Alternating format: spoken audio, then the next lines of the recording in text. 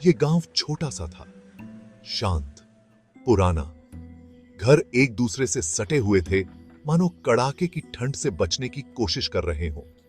रात बिल्कुल शांत थी, सिर्फ हवा पेड़ों के बीच से सीटी बजा रही थी। गांव के बाहर एक पुराना किला खड़ा था। अंधेरे आसमान के सामने उसका साफ साफ अक्स दिखाई दे रहा था। उसकी टूटी फूटी दीवारों में राज छुपे थे। उन्होंने न जाने कितनी ऋतुएं बदलते देखी थी।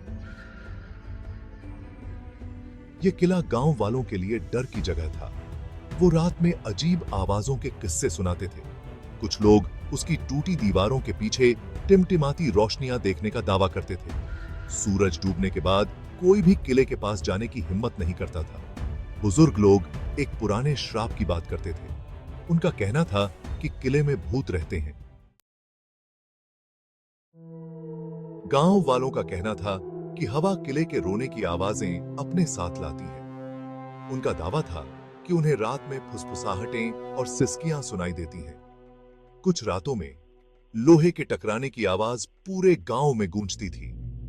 ऐसा लगता था जैसे किले की दीवारों के भीतर कोई बड़ी लड़ाई हो रही हो। गांव वाले अपने घरों में दुबके रहते थे। वे अपनी खिड़कियों को अच्छे से बंद कर लेते थे। बच्चों को खिड़की के पास न जाने की चेतावनी दी जाती थी। वे डरी हुई आंखों से कहानियां सुनते थे। खामोशियों के गांव में डर एक बीज की तरह बोया गया था। किला उन अनदेखी आफतों की याद दिलाता था जो अंधेरे में छिपी रहती थी। राहुल अलग था। वो एक जवान लड़का था जो गांव में नया नया आया था। वो जिज्ञासु था और साहसी। उसे पुरानी इमारतों को देखना समझना बहुत पसंद था। वो किले के बारे में कहानियां बड़े ध्यान से सुनता था। उसे डर नहीं लगता था। इसके बजाय उसमें रोमांच की प्यास पैदा होती थी। राहुल किले के रहस्य की ओर खींचा चला गया। एक दिन उसने खुद जाकर देखने का फैसला किया। वो किले में एक रात बिताना चाहता था। गांव वाले डर गए। उन्होंने उससे वहां न जाने की विनती की। उन्होंने उसे श्राप, भूतों और आवाजों के बारे में बताया।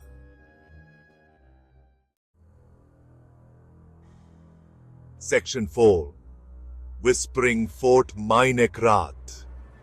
राहुल अपने फैसले पर अटल था। उसने उनके डर को अंधविश्वास कहकर खारिज कर दिया। जैसे ही सूरज डूबने लगा, वो किले की ओर चल पड़ा।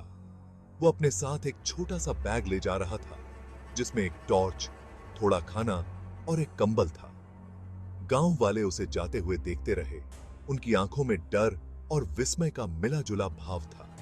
किले के पुराने लोहे के दरवाजे चरमराते हुए खुल गए। राहुल अंदर कदम रखता है। वो एक ठंडी, भयानक खामोशी से घिर गया। हवा में सड़न और धूल की गंध भरी हुई थी। जैसे जैसे अंधेरा बढ़ता गया, किला जिंदा होता गया। टूटी खिड़कियों से हवा सीटी बजा रही थी। ये आवाज किसी प्रताड़ित आत्माओं के समूह जैसी लग रही थी। सेक्शन 5 चन्नी रात के दलन में एक औरत। राहुल किले के अंधेरे गलियारों में घूमता रहा। उसे अपने आसपास किसी की मौजूदगी महसूस हुई। उसने अपने पीछे हल्की हल्की पदचापों की आहट सुनी। वो जल्दी से मुड़ा, लेकिन वहां कोई नहीं था। तभी उसने उसे देखा। एक लंबे चांदनी रात वाले दालान के अंत में एक औरत खड़ी थी। उसने सफेद रंग की ड्रेस पहनी हुई थी, जो उसके चारों ओर धुंध की तरह लहरा रही थी। उसके लंबे काले बाल उसकी पीठ पर फैले हुए थे। उसका चेहरा पीला और खूबसूरत था, लेकिन उसकी आंखों में गहरा दुख था। सेक्शन 6 फिर से खामोशी। राहुल हक्का बक्का रह गया। उसने उस तक पहुंचने की कोशिश की, लेकिन वो गायब हो गई। वो दालान में भागा, लेकिन वो कहीं नहीं मिली। बाकी की रात अजीब आवाजों और गुजरते सायों के बीच कट गई। फिर जैसे ही सुबह हुई, सब कुछ फिर से शांत हो गया। राहुल गायब था। गांव वालों ने उसे ढूंढा, लेकिन वो कभी नहीं मिला। किला चुपचाप खड़ा रहा। उससे सा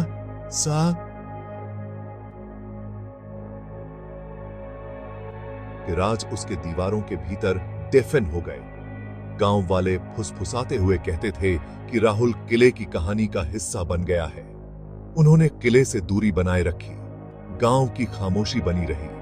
किला फुसफुसाता रहा, लेकिन किसी ने सुनने की हिम्मत नहीं की।